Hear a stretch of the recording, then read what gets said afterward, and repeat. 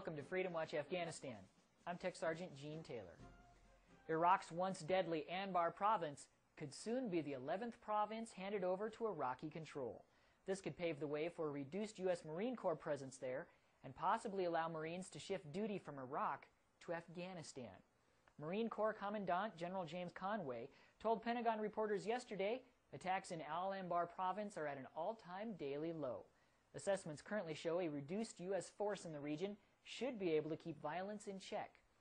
General Conway also says leaders seem to agree that more troops are needed in Afghanistan. They're still discussing exactly where those additional troops will come from. Well, the war on terror is putting the concept of a versatile U.S. military to the test. As Marine Sergeant Jeremy Ross reports, logistics troops in eastern Afghanistan have found their supply mission exists as much outside the wire as it does within.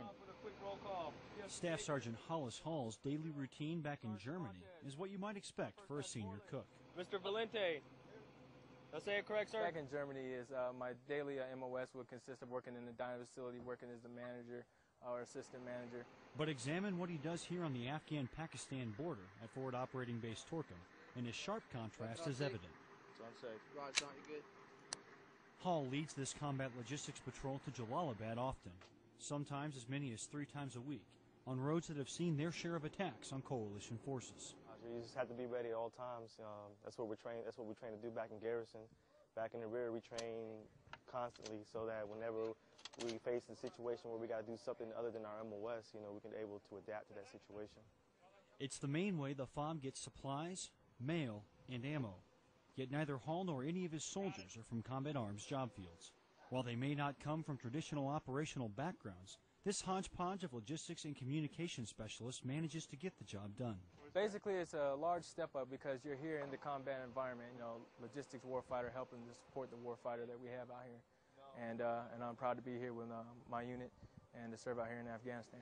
Hall and his soldiers will have plenty more chances to demonstrate their versatility as soldiers, even if it's a little different from their job descriptions. Marine Sergeant Jeremy Ross, Nangarhar Province, Afghanistan. Coming up, we'll learn about the history of women's voting rights in Afghanistan. Now, here's a look at your photos from the field.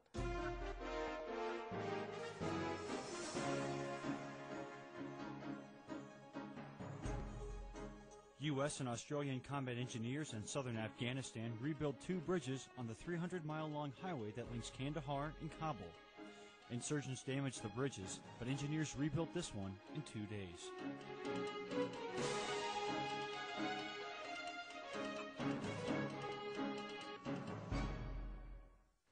On August 26, 1920, women in the U.S. were given the right to vote. Airman First Class Gina Mulder takes us to Bagram Airfield, where they're celebrating the right for American and Afghan women to vote. This year, Bagram Airfield is home to the Women's Equality Day Luncheon. But rather than focusing on only American women's rights, people here are also celebrating the right for Afghan women to vote. It's been a long time coming for these women who have not always been considered equals. There was a time when they were able to vote, and then their generations had a different government come in, the Taliban, which they don't like to talk about. And now it's been awarded to them in the last 5 years, the opportunity to get out and be involved in the government again. I thought it was very wonderful, very informative, and it gave me also an opportunity to hear the plight of other women around the world. The guest speakers had a great message, and I think the most important one for me was voting, how important it is to vote. No matter what country you're in, you need to get out there and vote. You can make a difference, and the women here have demonstrated that. Celebrating the 88th anniversary of the 19th Amendment of the Constitution of the United States in this country is important, because until recently, women here were not able to vote or be heard.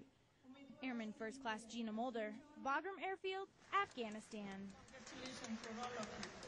That's it for this edition of Freedom Watch Afghanistan. I'm Tech Sergeant Gene Taylor. Have a great day.